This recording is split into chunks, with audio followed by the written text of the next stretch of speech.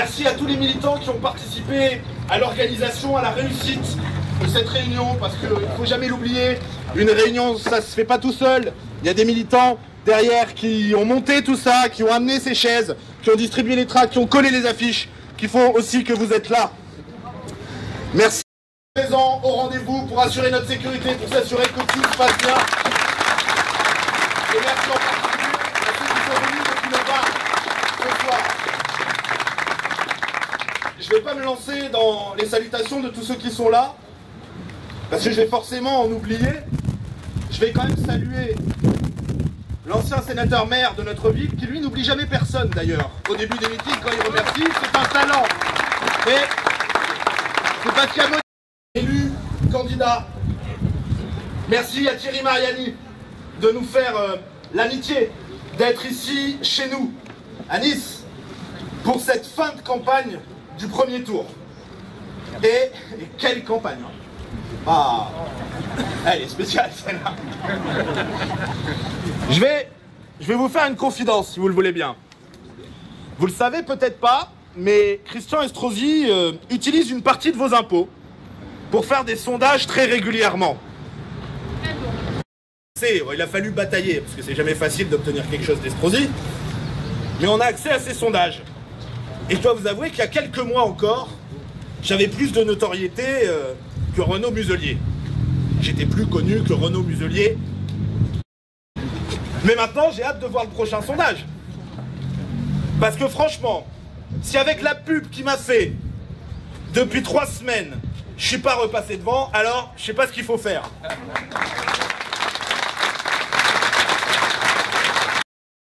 C'est simple, maintenant j'ai l'impression qu'il y a 2 personnes sur Terre qui connaissent toute ma vie, depuis ma naissance. Il y a ma mère et Renaud Muselier. Et encore, par moments, j'ai presque l'impression qu'il m'apprend des choses que moi je connaissais pas. Plus sérieusement, parce qu'en vrai, ça me fait pas vraiment sourire tous les jours, hein, non plus. Je dois avouer qu'on est quelques-uns ici à en avoir fait des campagnes. Hein. Mais je dois vous dire que des campagnes comme ça, avec des adversaires qui utilisent des méthodes aussi dégueulasses, j'en avais jamais vu. Vraiment. Vous imaginez, juste pour... Ils ont essayé d'expliquer que Thierry Mariani, c'était un parachuté. Ils ont essayé d'expliquer qu'il n'avait pas d'attache, pas de lien, pas de légitimité dans cette région. D'ailleurs, on va pas bouder notre plaisir. Ça a permis qu'ils connaissent leur première défaite de campagne. C'était hier devant le tribunal à Avignon. Ils vont peut-être en connaître quelques autres. Et je vous rappelle quand même que celui qui explique tout ça en boucle, lui, Renaud Muselier, il est allé prendre la nationalité mauricienne pour faire des affaires. Et il vient nous expliquer que Thierry Mariani, c'est un parachuté, qu'il n'est pas de cette région, qu'il n'est pas d'ici. Vous voulez que je vous dise, dans le fond, toutes ces attaques, toute cette agressivité, cette méchanceté, même ils sont méchants. Ben, moi je trouve que c'est un très... Ils n'ont pas peur pour la démocratie. Ils ont peur que pour eux. Ils ont peur pour leur siège. Ils ont peur pour leur poste. Ils ont peur pour leurs avantages. Ils ont peur pour leur pouvoir. Parce que eux, ils voudraient surtout que rien ne change. Que rien ne change. Que tout continue. Que rien ne change. Pour eux. Et par conséquent, quand ça ne change pas pour eux, ça ne change pas pour vous. D'ailleurs, pourquoi est-ce qu'il faudrait que ça change? Puisqu'ils nous disent à longueur de débat que tout va bien. Tout va bien. C'est la région la mieux gérée, c'est la région où les trains arrivent à l'heure, même en avance. Et puis, monsieur Muselier, il te l'a dit, hein? Les trains sont 100% sécurisés. Carrément, c'est pas 100%. Tout va bien, il se passe rien, il n'y a plus aucune insécurité. Et il vient nous dire ça, alors que nous, ici, à Nice, on a à Nice-Thiers, à la gare centrale, la gare de Niceville, la gare la moins sûre de la région. Alors que là-bas, à Nice-Saint-Augustin, sortant canton, Valérie, on a la gare où la situation c'est le plus dégradé, plus... Parce que c'est là-bas, à quelque part, qu'a été stoppé le terroriste du 14 juillet. Et puis, si on prend par là, tiens, par exemple, On marche, allez, 10 minutes. C'est la basilique Notre-Dame. Mais tout ça, c'est un sentiment. Pour Renaud Muselier, c'est uniquement un sentiment. Moi, dans le quartier où j'ai grandi, au Moulin, on termine l'année avec une fusillade, on commence l'année avec une fusillade. C'est un sentiment aussi. Et puis c'est vrai au Moulin, mais c'est vrai à Pasteur, c'est vrai à Bon Voyage, c'est vrai au Liseron, et puis c'est vrai à Nice, mais c'est aussi vrai à Toulon, c'est aussi vrai à Marseille. Ce dont ils ont peur, les habitants de nos quartiers, ce dont ils ont peur, les habitants de nos villes, c'est pas du bruit des bottes, hein. C'est du bruit des balles. C'est ça la réalité, et c'est ça qui fait peur aux habitants de notre ville et de notre région aujourd'hui. Et ce sont ceux qui ont laissé nos villes, notre région, notre pays, en arriver à cette situation, qui viennent s'asseoir tranquillement, enfin, en face de nous, enfin en face de toi, et qui nous donnent des leçons. Et qui nous donnent des leçons. C'est Muselier qui a voté la répartition obligatoire des migrants au Parlement européen. Pas chez lui, hein, la répartition, chez vous. C'est Estrosi qui a installé des mosquées radicales dans des locaux qui appartiennent à la ville de Nice. C'est Macron qui est le président du laxisme, de tous les laxismes, du laxisme migratoire, du laxisme judiciaire. Ceux qui font que notre jeunesse quitte notre ville, notre région, parce qu'elle y trouve plus sa place. Ceux qui font qu'on a peur pour notre grand-mère, parce qu'à chaque fois qu'on nous venait ce matin, on voit qu'il y en a une qui s'est fait arracher un collier sur le boulevard Saint-Roch. Ceux qui font qu'on a la boule au ventre quand on a nos enfants ou nos petits-enfants qui nous disent « J'aimerais bien samedi, est-ce que je peux aller sur Jean Médecin, papa, maman, mamie ?» Et à chaque fois, on se dit « À quelle heure? Avec qui? Tu prends bien ton téléphone? Tu rentres bien mon numéro au cas où ?» C'est ça la réalité de ce qu'on vit. Ça, c'est un sentiment, et ce sont ceux qui nous ont amenés là, qui vont nous donner des leçons, qui vont nous donner des leçons à moi, à toi, à vous. Mais jamais, jamais, nous, ce ne sont pas leurs leçons de morale qu'on attend d'eux, ce sont des excuses.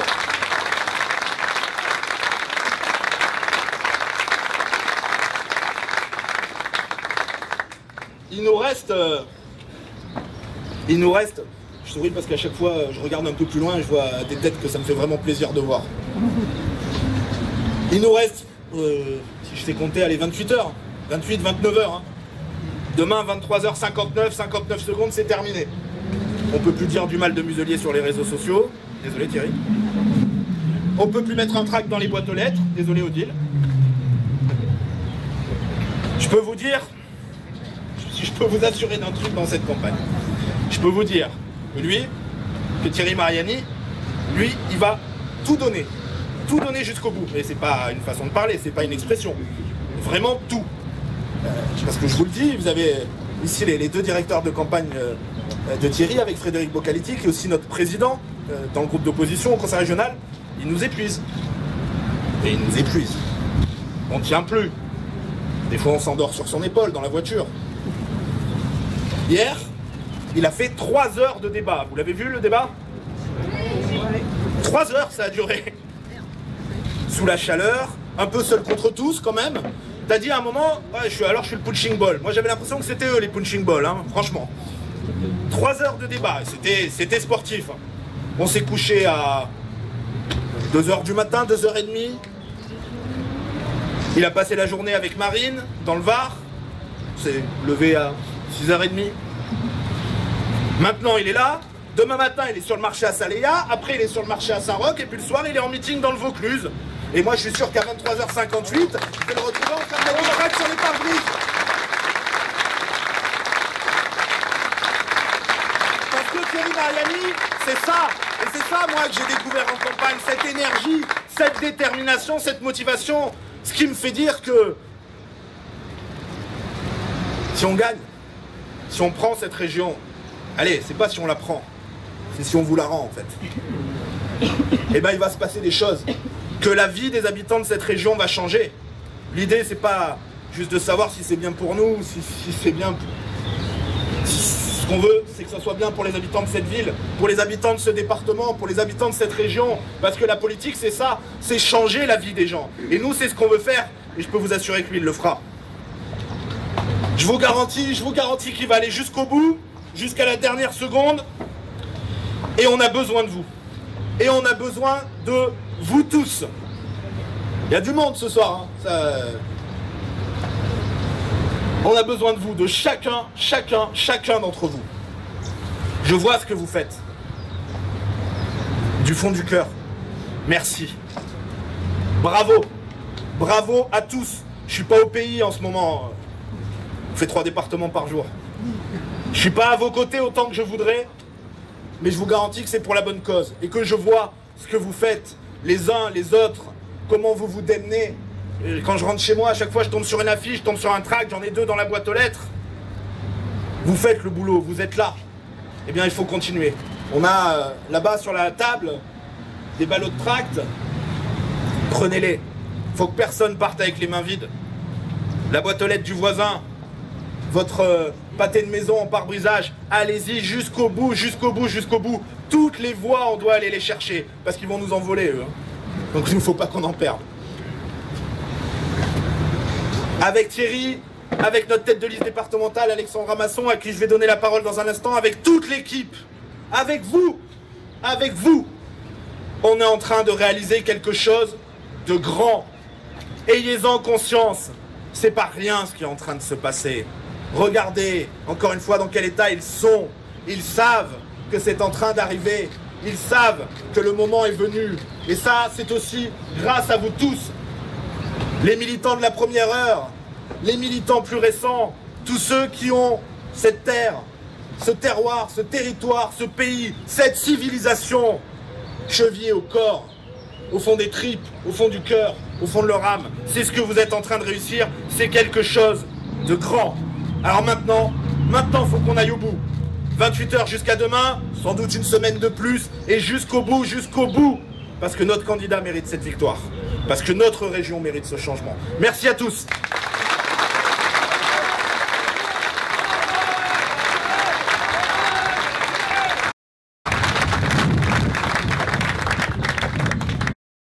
Par Thierry. Moi-même, j'essaye régulièrement d'épuiser les miens sur le terrain. Je les ai traînés jusqu'à Perracave l'autre soir. Ça a été un peu difficile, mais je ne suis pas encore à ta hauteur. Chers amis, bonsoir. Et à être sur le terrain dans les dernières heures qui nous restent. À l'occasion de cette réunion publique, je veux en leur nom remercier chaleureusement tous les militants, tous les permanents, mais aussi tous les... Je profite aussi de ce mot de bienvenue pour remercier chaleureusement l'ensemble de nos colistiers qui sont là, devant, avec nous. Pour certains qui sont candidats également aux élections départementales et qui n'ont pas ménagé leur peine. Ils ont mené sur le terrain une incroyable campagne, extrêmement dynamique. Bienvenue à vous tous, du plus haut des cimes des Alpes-Maritimes jusqu'à notre belle baie des Anges. Bienvenue à vous tous, ma chère Ida, de Menton jusqu'à Théoul-sur-Mer. Ce soir, je suis très contente de voir que vous êtes venus aussi nombreux à cette invitation de Thierry. Quel honneur et quel bonheur de vous retrouver. L'épidémie du Covid. Nous avons tous été privés de nos relations sociales et n'avons pas pu militer et faire campagne comme nous aimions le faire d'habitude. Je suis donc heureuse de vous retrouver pour ce premier meeting à Nice avant le premier tour des élections qui aura lieu dimanche pour les régionales et les départementales. C'est grâce à vous tous ici présents, et tous ceux qui n'ont pas pu venir ce soir, et c'est grâce à vous et vos idées que nous portons dans cette campagne que dimanche Thierry Mariani sera en tête du premier tour des élections régionales. Il en sera de même pour nos binômes. Je suis certain qu'ils sortiront devant leurs adversaires. Nous devons travailler tous ensemble jusqu'à la dernière minute pour convaincre, encore et encore, que notre projet est le meilleur pour notre région. Oui, mes chers amis, c'est comme ça que j'aime la politique depuis plus de 30 ans maintenant. Sur le terrain, sur les marchés, sur les gares, et pas que sur les réseaux sociaux. Je vais vous faire une confidence. Oui, je suis prête à vous choquer ce soir. Je ne fais pas partie de l'ancien monde. Je ne suis pas du monde d'après. Je ne suis pas de ce monde où les bobos et les bien-pensants de la République en marche, anciennement de gauche, ont voulu nous imposer en 2007. Eux, les vainqueurs par défaut d'une élection présidentielle dans laquelle Emmanuel Macron, avec 22% des voix au premier tour, s'étonne aujourd'hui que la majorité de la population ne soit pas d'accord avec son programme. Évidemment, 75% des électeurs n'ont pas voté pour ce programme. Je vais vous choquer encore. On veut nous faire découvrir maintenant, 4 ans après, que le tout sauf Marine Le Pen n'est pas un programme politique suffisant pour rassembler les Français. Évidemment, regardez dans quel état est notre pays. Eh bien, en 2021, Renaud Muselier et Christian Estrosi veulent nous faire le même coup en région PACA. Vous me direz, ils l'ont déjà fait en 2015. N'est-ce pas Lionel? J'étais là pour le voir. N'est-ce pas Brian? N'est-ce pas Philippe? Et bien d'autres, nous l'avons déjà vécu. À cette époque, M. Castaner avait abandonné ses élus. Changement de costume aujourd'hui, il va encore humilier ses anciens collègues, restés fidèles à leurs idées de gauche, en faisant alliance avec M. Muselier, dont il disait le plus grand mal en 2015. Vous savez, ce nouveau monde-là ne me plaît vraiment pas. Je n'en veux pas, et je pense que vous non plus, vous n'en voulez plus. Cette tambouille électorale, sans aucun goût, que l'on appelle la République en marche et les alliés LR dans notre région, ne représente pas nos idées. Notre région a toujours partagé des idées fortes que sont la défense de la nation, le patriotisme et la défense de nos frontières. Moi, je suis issue, comme vous le savez, d'une famille politique qui a dérivé, mon cher Thierry. J'en suis partie un petit peu avant toi, excuse-moi. Ce qui s'est perdu à force de trop d'alliances contre nature. Moi, la fracture au sein des électeurs de la droite française, je l'ai sentie en 1992 au moment du référendum de Maastricht. En 1992, nous étions avec Charles Pasqua, Philippe Seguin, Philippe de Villiers et le RN, quasiment la totalité de la France à ne pas vouloir de cette Europe. Est-ce que vous vous souvenez des résultats en PACA de ce référendum?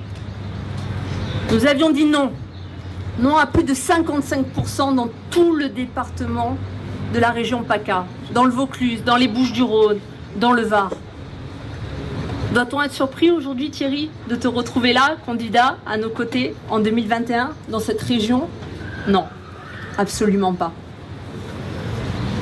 Rien n'a changé, mais surtout, tu n'as pas changé. Nos idées n'ont pas changé. Nous voulons protéger notre région pour assurer sa prospérité et sa sécurité, deux éléments fondamentaux du développement de nos générations futures. Voilà, mes chers amis, un des fondements qui nous tient tous à cœur, que nous soyons du Rassemblement national, de la droite populaire ou électeurs des Républicains, anciennement RPR et UMP, ma chère Virginie. Toi, tu as fait ce parcours à nos côtés. Alors pourquoi M. Muselier, sur les conseils de M. Estrosi, s'est-il lancé dans une absurde association avec M. Macron, l'ancien ministre socialiste de François Hollande? Ben évidemment, hein, Philippe l'a dit tout à l'heure, pour sauver son poste. Leur projet? Uniquement nous empêcher de gouverner cette région pour protéger leur poste. Ils n'ont que faire de la région PACA. Leur programme, ce n'est pas la région d'abord, c'est leurs intérêts personnels d'abord.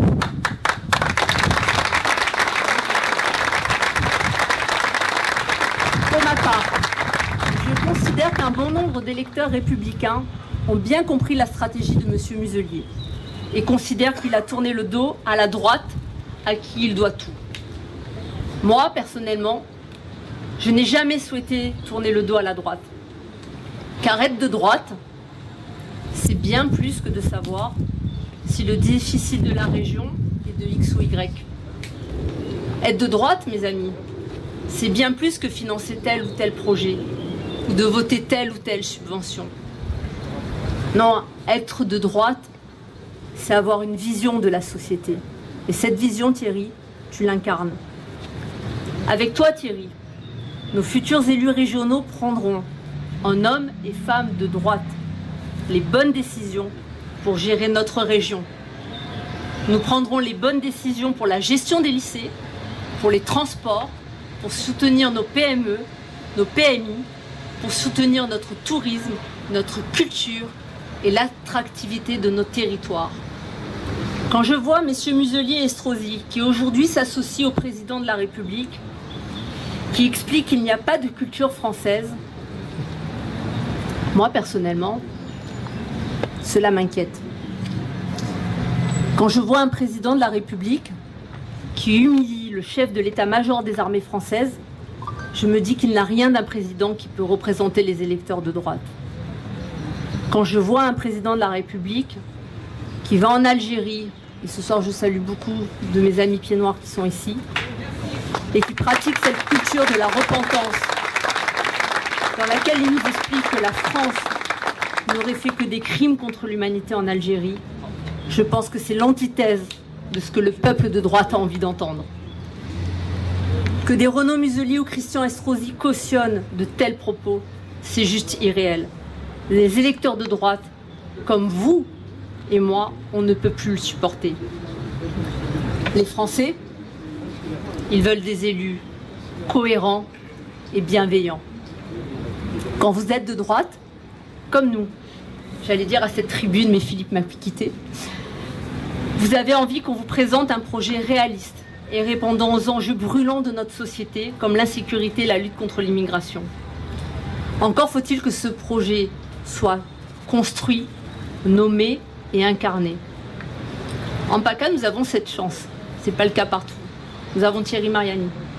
Et l'homme de la situation, mes chers amis, c'est lui. Il doit être président parce que la région PACA mérite un président comme toi, Thierry. Merci de ton engagement à nos côtés. Aujourd'hui, ni Thierry Mariani, ni David Rachin ne représentent un danger pour la démocratie. Il faut arrêter de prendre les électeurs pour des gens ignares et sots. À aucun moment, ils ne sont antidémocratiques, anti-républicains.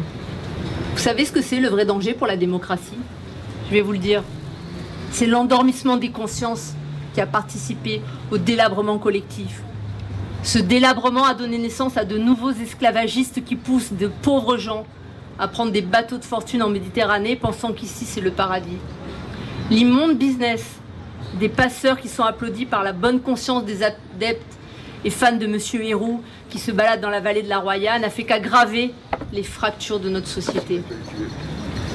Le racisme, l'antisémitisme me révulse, tout autant que me révulsent ceux qui, avec raison et comme moi, dénoncent l'antisémitisme d'hier, mais font, eux, mine d'ignorer d'où vient celui-là aujourd'hui. Les mêmes qui, dimanche soir, à 20h01, iront rejoindre le grand bazar de la majorité régionale, que l'autorité, celle des habitants de PACA, va le 28 juin renvoyer dans ses foyers. Je suis comme vous tous, mes amis. Je ne suis pas engagée en politique pour faire des barrages, mais pour réaliser des projets. Je laisse la petite politique des bâtisseurs de barrages aux castors des Républicains, du PS et de la REM, qui désormais ont tous la même fourrure. Moi, je suis avocate, et dans mon métier, tous les jours je mesure la réalité de l'état de la société. Et cette réalité, elle m'inquiète, en tant que maman, pour l'avenir de mes enfants, et pour l'avenir de tous les enfants de France. Voilà pourquoi je suis là pour agir, et faire face au démantèlement des idées politiques et idéologiques de notre pays. Rien ne remplacera jamais le courage politique. Et le courage politique, nous en avons. Ici à Nice, maintenant et pour demain. Et ce courage, il est incarné par Thierry Mariani.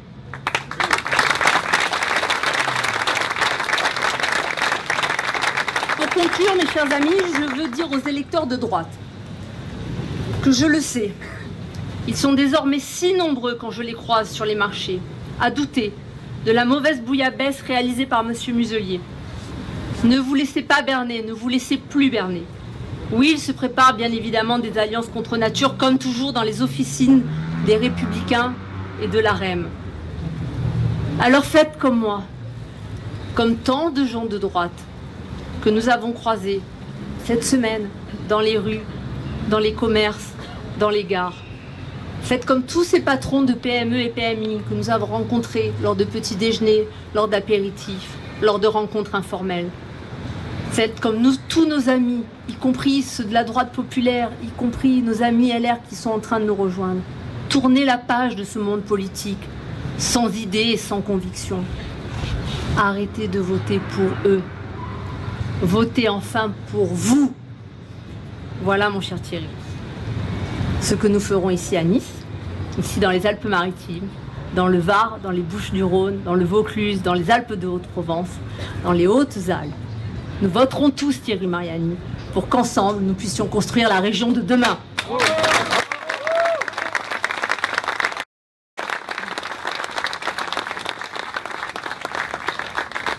Et la réunion la plus nombreuse pour le moment. J'ai un défi à battre demain dans le Vaucluse, mais on va essayer. Peut-être que même si on n'est pas parfait, puisqu'on n'est pas niçois, de temps en temps, on peut arriver à quelques résultats. En tout cas, merci pour votre accueil. Merci à Alexandra Masson. Elle mène notre liste dans les Alpes-Maritimes et elle représente cette volonté d'ouverture. C'est-à-dire que sur nos listes, il y a majoritairement des militants, à peu près un peu plus des 2/3, mais il y a un tiers de personnes issues de la société civile comme toi, des personnes issues de mouvements qui, même si historiquement on n'a pas toujours été ensemble, aujourd'hui se disent que l'heure est trop grave pour se diviser et qu'aujourd'hui au régional, demain au présidentiel, il ne faudra pas se tromper de candidat. Merci donc à Alexandra et merci aussi à, je vois Lionel, Brian et plein d'autres qui sont sur cette liste. Et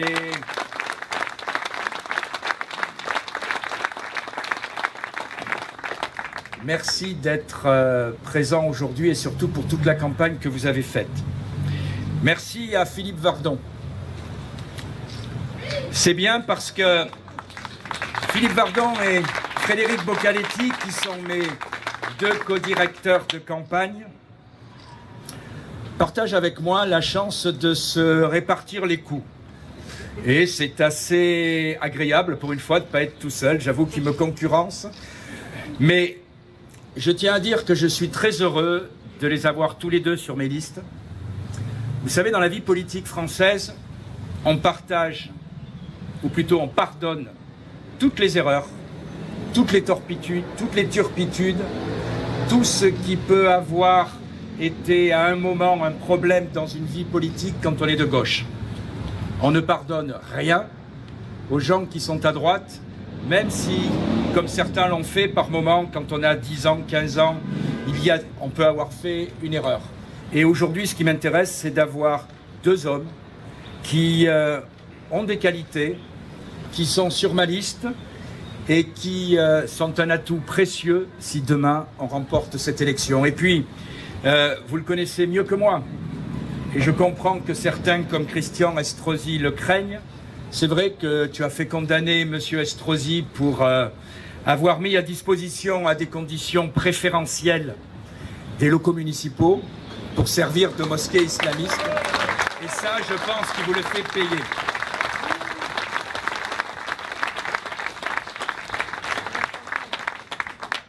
Merci aussi à Jacques Perrat.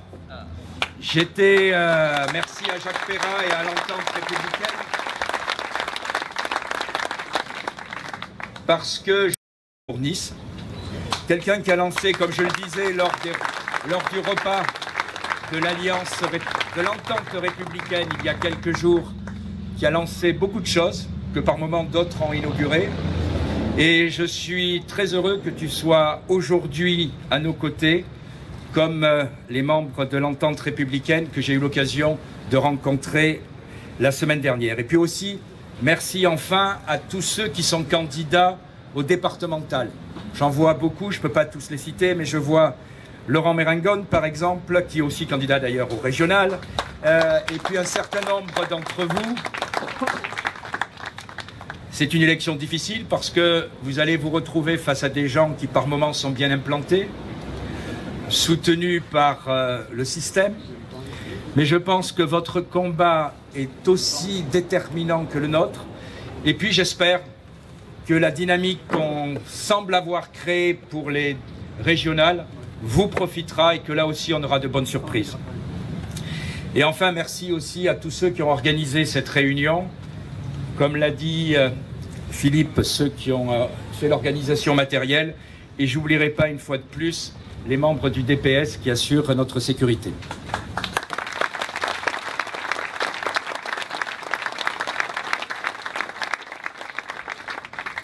Alors oui, je viens j'allais dire, de l'autre extrême de la région, puisque si aujourd'hui je suis à Nice, Valréas, je vous le rappelle, j'ai fait la leçon de géographie à certains qui ne connaissaient pas l'histoire, je rassure, je ne vais pas la refaire, mais Valréas, c'est ce petit bout du Vaucluse qui est à l'intérieur de la région Rhône-Alpes, dire que j'aurais pu être candidat contre Vauquier, qui est à l'intérieur de la région Rhône-Alpes et qui, par les hasards de l'histoire papale sur le territoire français, se retrouve aujourd'hui être un morceau du Vaucluse dans la Drôme et un morceau de Provence-Côte d'Azur en Rhône-Alpes.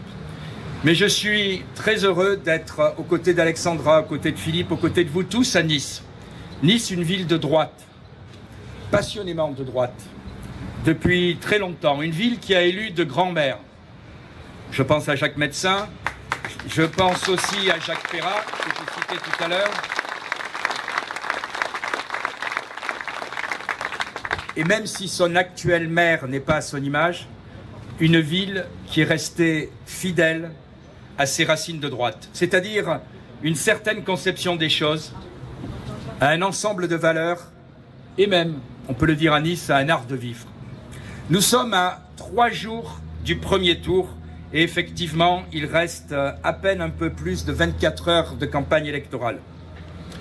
Plus que jamais, tout est possible, mais rien n'est fait. Dans les 5 derniers sondages, 4 sur 5 nous mettent en tête dans la pire hypothèse, c'est-à-dire si en fait on les a tous contre nous. Mais vous savez comme moi que ce ne sont pas les sondages qui font les élections, ce sont les électeurs. Et c'est dans les derniers jours que se cristallise le vote d'une part importante de l'opinion publique. Et chacun de vous a à ce titre un rôle à jouer.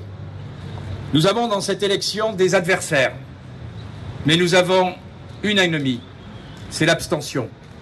Vous remarquerez d'ailleurs que, ce qui est extrêmement rare, le gouvernement n'a lancé aucune campagne de promotion pour ces élections. D'habitude, on a droit à des spots publicitaires pour expliquer qu'il faut aller voter. On a droit à des explications sur à quoi sert une ville, à quoi sert l'Assemblée nationale, à quoi sert une région. Bref, tout se passe comme si en réalité cette élection devait être la plus discrète possible. Et si au moins on en parle, au mieux à l'Élysée, à Matignon, ils sont en sécurité. Alors cette abstention, aidez-nous à la combattre. Parce qu'en réalité, c'est cette abstention qui peut nous faire battre. C'est bien d'avoir les soutiens sur les marchés, c'est bien d'avoir des signes de sympathie et d'amitié, mais c'est mieux si en plus on va voter. Et votre mission, votre rôle, si vous voulez nous soutenir, c'est pendant ces heures qui nous séparent de dimanche matin, d'appeler vos amis, d'appeler vos familles, de voir les voisins avec qui vous êtes en bons termes, et de leur rappeler simplement que dimanche, cette région peut prendre le chemin d'une autre politique. Cette région peut véritablement changer et montrer aussi une direction à la France. Qu'ils aillent voter, qu'ils prennent 15 à 30 minutes dimanche pour cet acte fondamental. Et à ceux qui ne croient plus au vote, dites-leur exactement que c'est ce que veut Emmanuel Macron. Il sème le désespoir pour obtenir la résignation, le « à quoi bon d'aller voter » que disent de nombreux Français lui convient parfaitement. C'est le meilleur moyen de rester en place, c'est le meilleur moyen de faire en sorte que cette élection passe inaperçue. À ceux qui doutent, dites-leur aussi que cette fois, dans cette région, c'est différent, que les choses peuvent vraiment changer, que leur vote sera utile, ni stérile, ni oublié. Cette fois, leur vote peut être, et je pèse les mots, peut être historique. Oui, voter dimanche est peut-être un acte fondateur, une victoire patriote dans une grande région, sera un message d'espoir pour tout le pays. Il faut que vous en ayez pleinement conscience. Nos adversaires, eux, ne s'y trompent pas. Eux savent que la partie qui se joue en ce moment est décisive. Eux savent que s'ils perdent, alors tout s'effondrera autour d'eux. Après avoir fait nos preuves au niveau municipal, et nous les avons faites de manière éclatante dans cette région, comme à Fréjus, à Beaucaire, au Pontet, dans le Vaucluse, à Camaret, nous pourrions pour la première fois le faire à un niveau régional dans une région de plus de 5 millions d'habitants.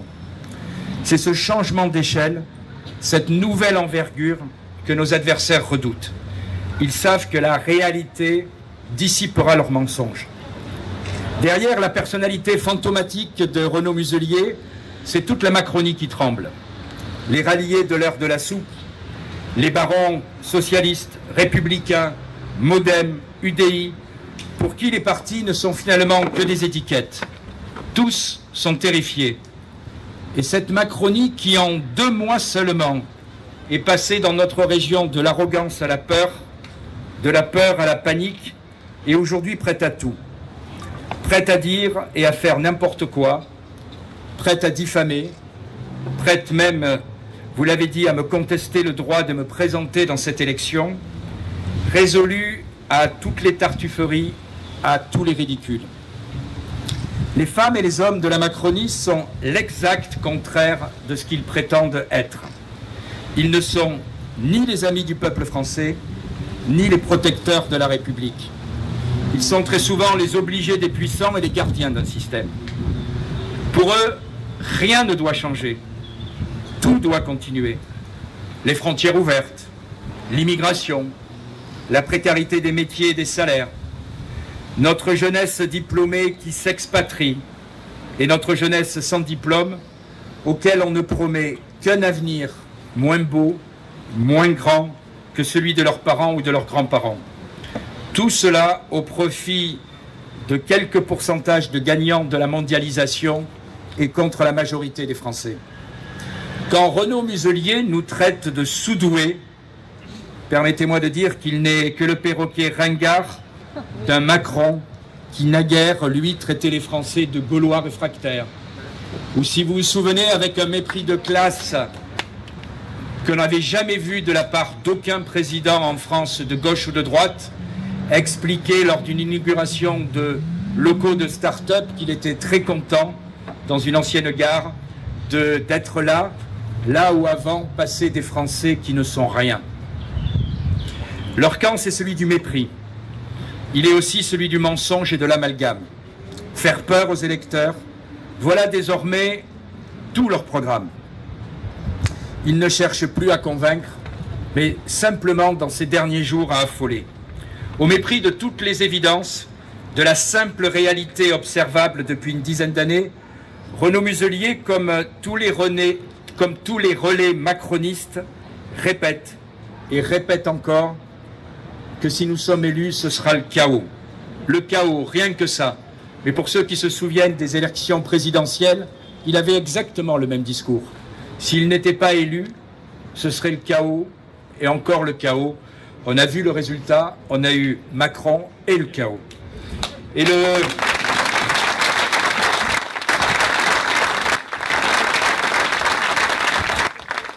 effectivement, le chaos est déjà là. D'abord, le chaos sécuritaire, le chaos migratoire. Et les deux, vous le savez, même si cela gêne les bonnes âmes, sont très souvent liés. Et Nice est en première ligne. J'imagine que beaucoup d'entre vous sont allés à la gare depuis le début de l'année. Elle est classée dans cette région comme la plus dangereuse. Quand un touriste débarque du train à Nice, en sortant dans les rues toutes proches, que voit-il de Nice? Ce qu'il voit, ce sont ce que constatent les Niçois tous les jours. Des migrants campant à même le sol autour de la place Garibaldi, des individus agressifs du matin au soir, rôdant rue avenue Jean Médecin. À quoi bon se vanter d'une marque internationale sud quand on offre ce lamentable spectacle aux visiteurs, aux touristes et surtout aux habitants? Et je préfère ne pas m'attarder sur les attentats islamistes qui ont endeuillé Nice, le dernier en date remontant seulement à octobre dernier. Mais le chaos est également économique. Dans la vieille ville, les panneaux à vendre, à louer, témoignent d'une ville et notamment d'un centre-ville qui se meurt. Enfin, il y a le chaos de la dette française. Du PIB aux dernières nouvelles, mais je pense que quand on fera le bilan définitif de la crise du Covid, on s'apercevra qu'en réalité cela est pire. Je vous rappelle l'étude qui est parue il y a quelques jours dans le magazine, enfin plutôt dans le quotidien Les Échos. Combien d'années mettra-t-on au rythme actuel à rembourser la dette pour que celle-ci redevienne simplement au niveau d'avant le Covid? L'Allemagne, 7 ans. L'Italie, 28 ans. La France, 67 ans. Simplement, l'Espagne fait pire que nous, 89 ans. C'est cela aussi le bilan de la gestion de la crise du Covid par M. Macron. Et pourtant, il y a seulement une semaine, décision ou plutôt proposition complètement surréaliste. Macron annonçait vouloir vendre les réserves d'or de la Banque de France pour soulager la dette des pays africains, qui, je le rappelle, sont quand même indépendants depuis 70 ans et, comme tu le disais Alexandra, devant qui on a une solidarité, mais on n'a absolument ni à nous excuser, ni à être en permanence dans une attitude d'assistance.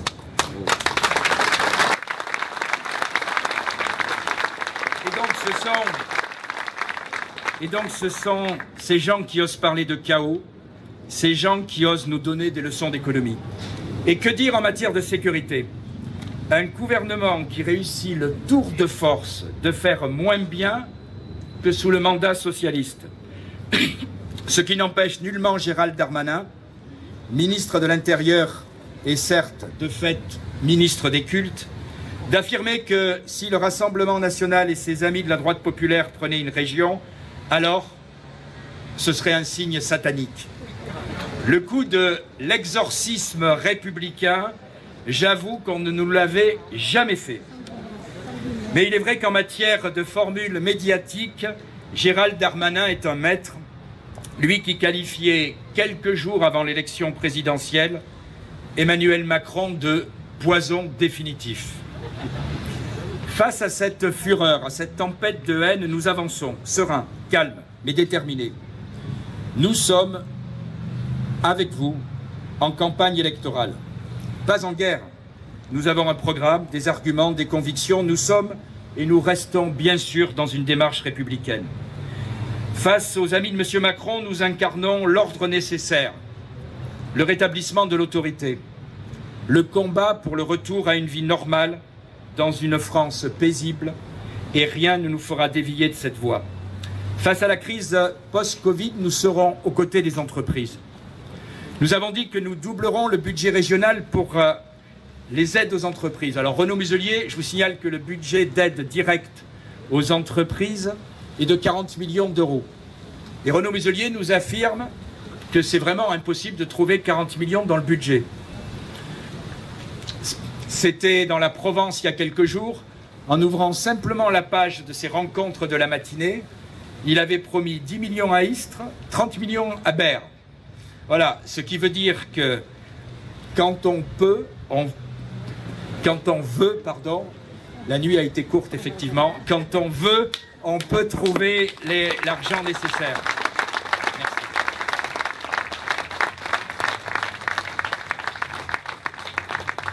Nous souhaitons aussi doubler les garanties d'emprunt des entreprises. Derrière cet arsenal de secours ponctuels, c'est la protection de dizaines de milliers d'emplois que nous visons. Nous voulons simplement sauver la France qui travaille, celle des commerçants, des artisans, des entrepreneurs qui prennent des risques, des ouvriers et des paysans. Et en sauvant cette France, nous préserverons aussi les intérêts de celles et ceux qui ont travaillé pendant des années et qui méritent de jouir d'un repos mérité. Je pense bien sûr à nos anciens et à nos retraités.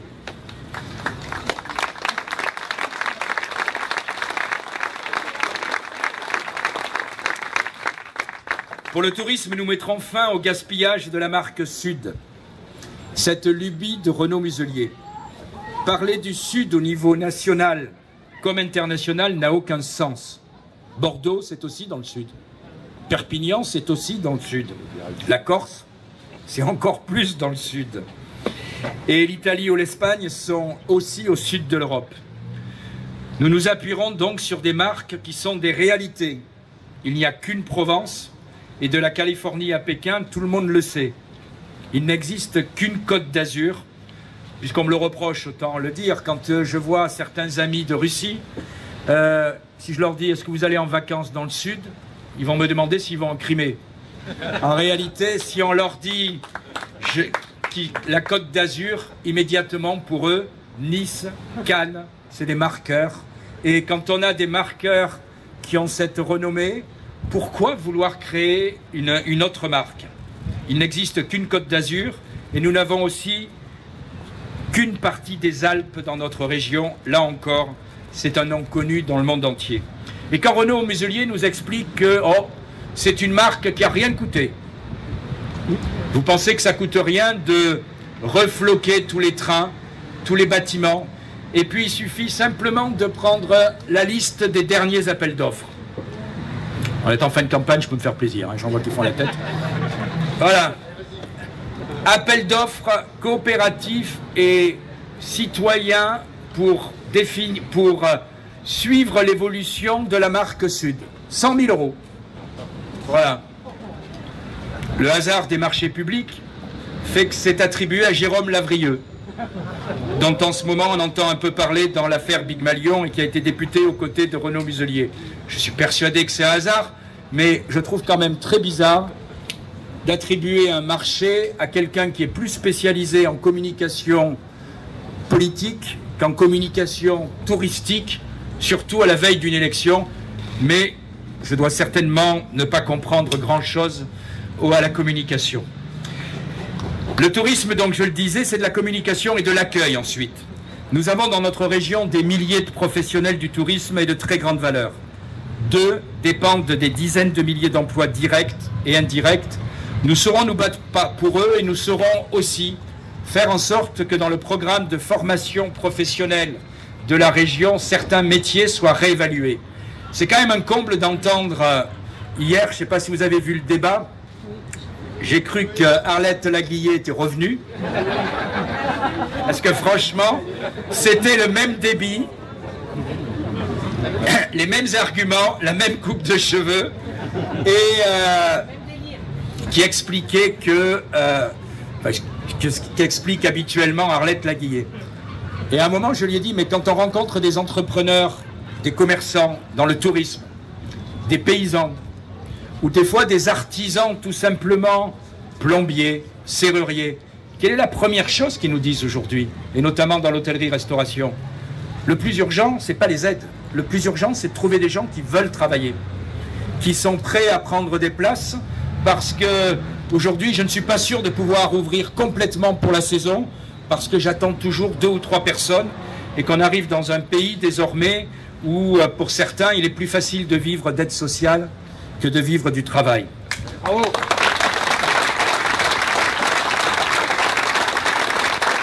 Qui dit tourisme dit tranquillité. Nous assumerons, comme cela a été dit par Philippe et par Alexandra, notre part du travail sécuritaire, et à chaque fois que cela sera légalement possible, nous irons même au-delà. Nous multiplierons par 5 sur le mandat le nombre d'agents de la sûreté ferroviaire. Nous avons aujourd'hui, vous le savez, un gros problème d'effectifs avec seulement 105 agents. Nous monterons donc à 500. Ce n'est pas un chiffre choisi au hasard. 500, c'est pour avoir le même niveau de présence dans les trains au prorata de la population que dans la région parisienne. Nous mettrons aussi en place un wagon sûreté avec un contrôleur ou un agent pour tous ceux qui circulant après 21 h, notamment pour les femmes, ou tous ceux qui, hommes ou femmes, pourraient se sentir menacés. Dans les lycées, nous remplacerons les médiateurs de M. Muselier par de vrais agents de sécurité formés pour gérer les confrontations, et nous mettrons aussi en place, à proximité des lycées, un grand plan anti-drogue. Nous aiderons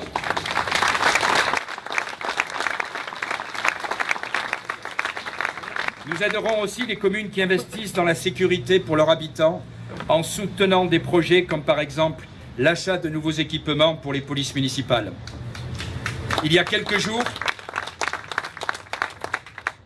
nous étions au Pontet et nous avons rencontré des policiers municipaux qui avaient besoin de nouveaux locaux pour justement cette vidéosurveillance. Eh bien, c'est typiquement ce que nous pourrons aider. Monsieur Christian Estrosi, une fois de plus, a cherché à caricaturer notre position. Il a dit « Moi, je suis le spécialiste de la police municipale.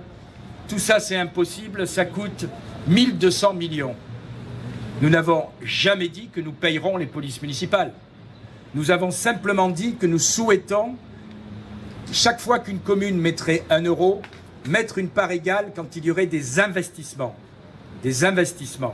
Et que nous consacrerions chaque année 20 millions à ce programme. C'est typiquement ce que nous souhaitons faire parce que là aussi, quand la région peut collaborer, quelle que soit l'étiquette, avec des communes pour renforcer la sécurité, c'est un service que nous rendons à l'ensemble de la population de cette région. Alors Renaud Muselier, au début de cette campagne, nous a dit « Vous parlez de sécurité alors que ce n'est pas du tout dans les compétences de la région. » Et puis après, il a, comme toujours, changé un peu de discours. Et ça me rappelle une phrase d'une campagne présidentielle d'un président qui disait « Vous verrez, ma démagogie vous surprendra ». J'ai appris que désormais, dans le programme de la région, il y avait le financement de 1500 places de prison. 1500 places de prison. Alors, je lui ai demandé hier au débat, franchement, est-ce que vous savez combien ça peut coûter? Et pour une fois, on est d'accord sur les chiffres. D'ailleurs, il a les mêmes chiffres que nous, c'est-à-dire 200 000 € la place de prison. J'ai pas dit le fonctionnement, j'ai dit simplement la construction d'une prison quand on divise par le nombre de cellules. 200 000 €. Faites un calcul simple, 1500 places de prison, à 200 000 €, ça fait 300 millions. 300 millions qui ne sont pas dans nos compétences, avec 300 millions qui doivent être normalement totalement financés par le gouvernement. Eh bien, nous préférons rester sur les compétences de notre région, aider, je le répète, à la sécurité dans les trains, dans les lycées, les communes, et faire en sorte que cette somme qui est complètement considérable pour notre région, c'est la construction, pour vous donner un ordre de grandeur, de 4 ou 5 lycées bien équipés. Eh bien, que cela soit fait par un gouvernement qui, j'espère, changera dans quelques mois et qui, enfin, remplisse sa mission. Et puis après, on a eu quand même l'épisode le plus cocasse. Après Muselier dans les prisons, Muselier à la frontière. Muselier à la frontière qui a expliqué aux agents de la PAF, police de l'air et des frontières, qu'il allait les aider à protéger la frontière. Bientôt, il va prendre sa carte à génération identitaire. Il faut faire quand même se méfier parce que à faire de la surenchère permanente, et là aussi, je le dis, c'est pas très sérieux. C'est pas très sérieux puisqu'il sait très bien que c'est impossible. Enfin, pour accélérer et pour finir, la culture. C'est la question qu'on nous pose souvent, comme si cette question devait nous gêner. Or, non seulement elle ne nous gêne pas, mais j'affirme qu'il y a bien un secteur dans lequel nous surprendrons, eh bien c'est celui-là.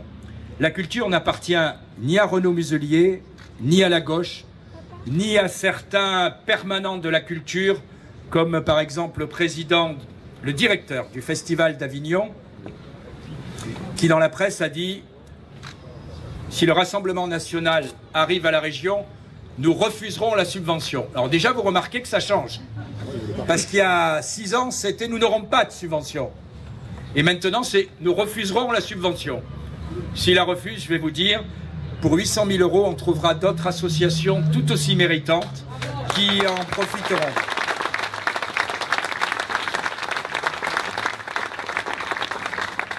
Mais s'il la refuse, parce qu'il est évident que des manifestations comme les festivals de notre région, et notamment le Festival d'Avignon, bien sûr, n'ont rien à craindre si nous arrivons aux affaires, même si nous ne partageons pas souvent leurs idées, ils font partie de notre patrimoine, et un patrimoine, c'est aussi assumer les différences. Nous ferons la démonstration qu'on peut être de droite et avoir une vraie politique culturelle qui ne verse ni dans le sectarisme, ni dans la marchandisation. Merci. J'ai été d'ailleurs vice-président au tourisme et à la culture. J'ai eu la chance de présider l'éco-régie d'Orange pendant plus de 20 ans, l'un des grands festivals d'art lyrique dans notre région. Et j'ai même créé, lorsque j'étais maire de Valréas, un festival de théâtre de rue. Donc je pense que je n'ai jamais été un Attila de la culture et à 62 ans, c'est un peu vieux pour le devenir. Et d'ailleurs, Alexandra, qui est notre tête de liste, a aussi montré dans votre département qu'en matière d'action culturelle, elle avait un bilan et que ce bilan prouve que nous sommes tout à fait crédibles si les habitants de notre région nous font confiance. Alors je ne vais pas vous présenter toutes nos mesures, aborder tous les domaines, mais croyez-moi, si nous sommes élus, nous étonnerons. Nous montrerons à la France entière qu'une autre politique et qu'une autre région est possible. Je ne sais pas qui gagnera cette élection en conclusion. Les sondages, effectivement, nous donnent vainqueur, mais vous le savez, ce ne sont que des sondages. En revanche, je sais que du début à la fin, nous serons restés fidèles à nous-mêmes, cohérents, sans compromission, sans course clientéliste, fidèles à nos valeurs.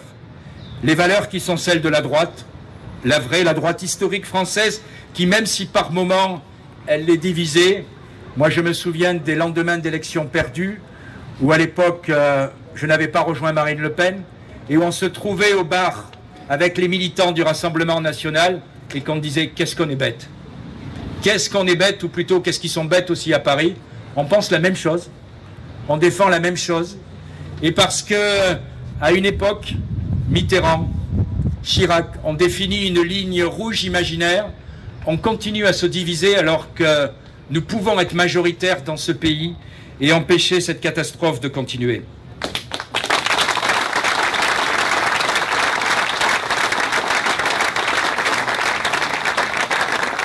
Notre droite, c'est celle qui ne se vend pas à M. Castex ou à M. Macron. C'est celle qui ne baisse pas la tête devant les leçons de morale de la gauche. C'est celle, comme tu l'as dit Alexandra, qui ne s'excuse jamais de notre histoire. À s'excuser, à chaque fois on va plus loin. Tu as parlé de la repentance que certains voudraient mettre en place pour l'Algérie, mais regarde l'actualité immédiate. M. Macron est allé au Rwanda, il ne s'est pas excusé, soyons honnêtes, il a reconnu notre part de responsabilité. À peine il était parti, le gouvernement rwandais demandait à nouveau des excuses pour des actes qui seraient attribués à l'armée française. Quand un pays s'engage sur cette voie, quand on met genoux à terre pour des péchés accomplis dans d'autres pays, après, il n'y a plus de limite.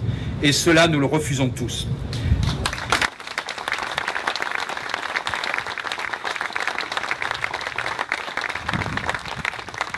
La droite, notre droite, c'est la liberté. La droite, c'est la sécurité. La droite, c'est la transmission et donc la tradition. Liberté, sécurité, transmission, on touche là à tous les domaines. La culture, le monde de l'entreprise, l'associatif, l'économique. Ces valeurs, on peut les partager, mais on ne peut pas les dissoudre dans une sorte de bouillabaisse électorale comme celle qu'a préparée Renaud Muselier. Jugez-en. Il a commencé cette campagne comme champion des Républicains. Il est devenu aujourd'hui le rassembleur des républicains macronisés et des macronistes en quête de mandat. Sans attendre le premier tour, il veut maintenant être le coordinateur d'une liste qui ira éventuellement au second tour des socialo-communistes aux républicains. On peut même imaginer que si ça continue, bientôt, il ira courtiser les 1% de lutte ouvrière pour essayer de ne pas perdre. Bon courage. Tout cela pourrait nous faire mourir de rire si notre région n'était pas en jeu.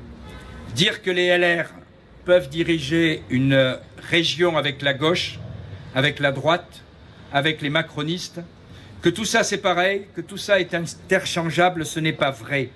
Celui qui pactise avec la gauche subventionnera, comme la gauche, l'accueil des mineurs clandestins. Celui qui se dit plus proche d'un ancien ministre de Nicolas Sarkozy, comme je l'ai été, et d'un poulet sans tête qui court affolé, et qui, s'il était élu, serait l'otage des écologistes, du Parti communiste et du Parti socialiste, tout en étant à la fois le candidat de Macron, tour de force inouï qui peut permettre à Renaud Muselier d'entrer pour une fois dans le livre des records. Parce que n'oubliez jamais que sur cette liste que nous présente Renaud Muselier, ce ne sont pas moins de 38 soutiens d'Emmanuel Macron qui sont présents.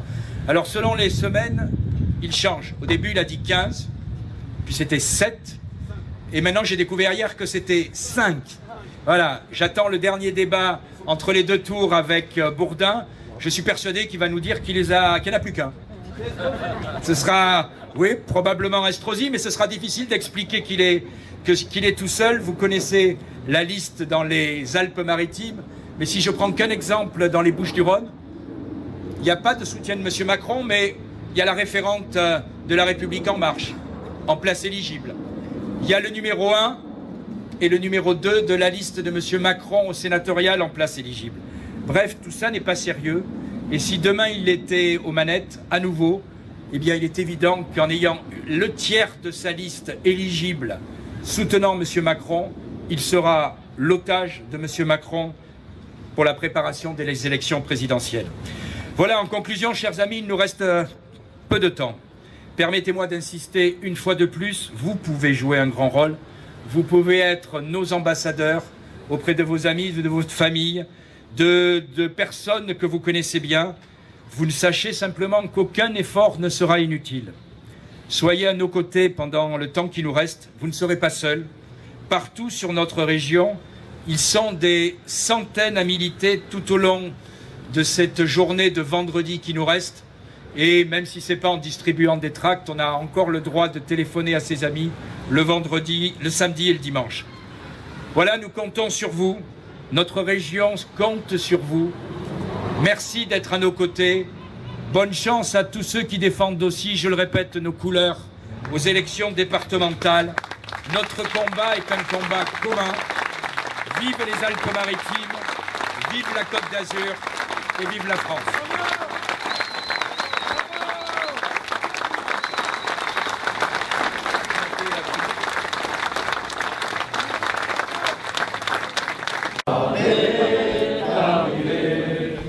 Contre nous de la tyrannie, l'étendard sanglant élevé, l'étendard sanglant élevé. Entendez-vous dans nos campagnes, ces féroces soldats qui viennent